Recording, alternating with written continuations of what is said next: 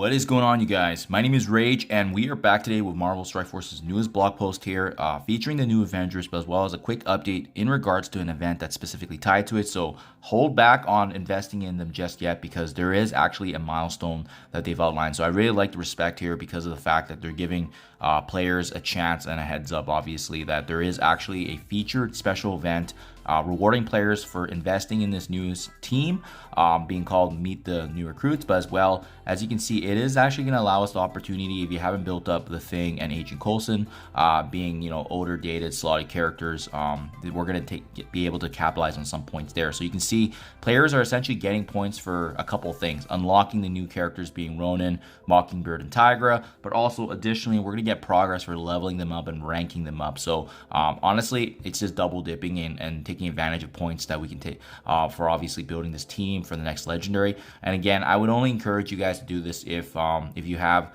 or if you're looking to the unlock for obviously the next legendary in the game, and if you're in that position where you can prepare yourself for these characters to be leveled up in that way, because they are going to be a war team, right? So at the end of the day, that's something that you may or may not be interested in, but that's where the bonuses are going to be coming here.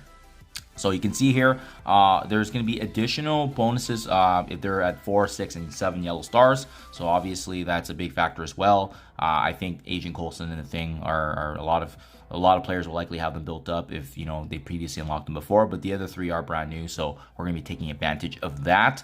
As well, it's nice to know that they did outline here that there's going to be a 948 total points for leveling up the new Avenger, and it has been factored in. So if a player does choose not to take advantage of these offers and only engages with the weekly events, that's also totally okay, which is nice because it gives some versatility and flexibility for folks if they don't feel like the pressure that they have to build them up using this milestone here. So you can see here, it does, however, also require unlocking 2 out of the 3 new characters, as well as leveling any of the new Avengers, 237 levels combined. So just something to be mindful of, which is why it's a good idea if you guys have the resources to wait up, because this event actually starts pretty shortly here, being September 7th. So just actually a couple days from now.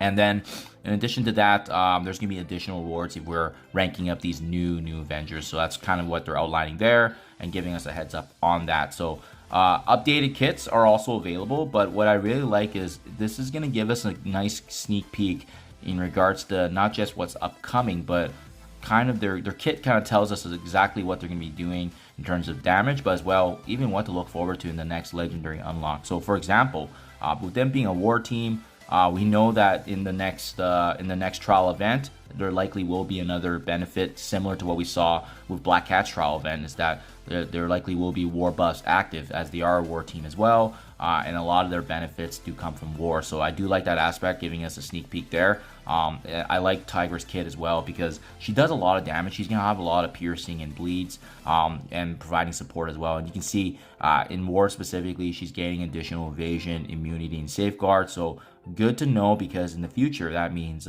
we can take advantage of these benefits, right? Especially with our ultimate applying slow and trauma, additional bleeds, and again, always granting that evasion, which is really, really awesome stuff. So evasion is going to be the name of the game for this team, and she's going to be granting a lot of that with piercing and additional to bleeds, right? So what I really liked about this is the fact that if we know for sure another war buff is coming for the next legendary unlock event, that also means we're going to be getting some value from nowhere again. Potentially, if there's any nodes that require a cosmic team, we saw how powerful nowhere was with the Black Cat event. So good news for us as folks that have previously invested in nowhere.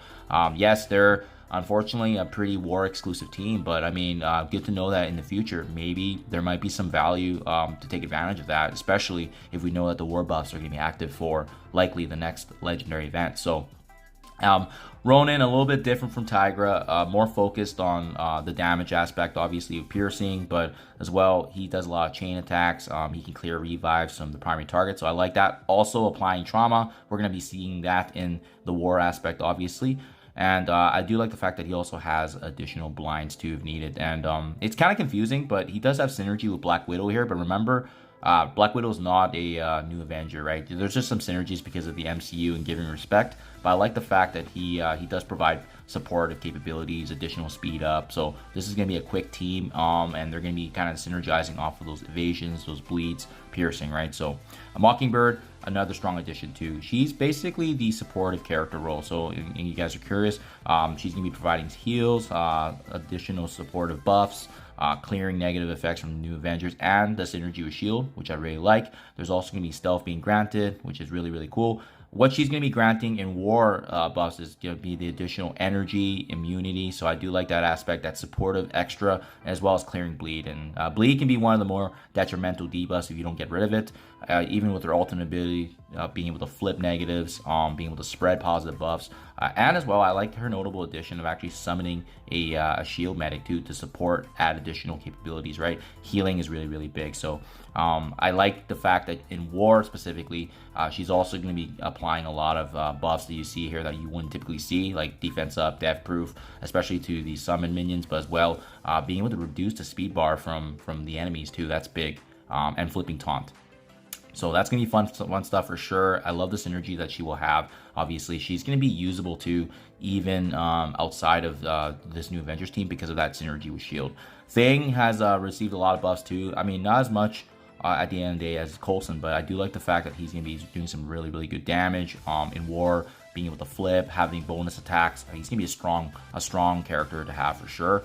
His ultimate, being able to clear pauses, disruption, yeah, again, nothing too crazy, but I do like the fact that he can also stun now, which is really cool. As some additional crowd controlling aspects, obviously in war, again, you know, filling up the speed bar, attacking enemies when they're attacked, especially that synergy with Fantastic Four and New Avengers.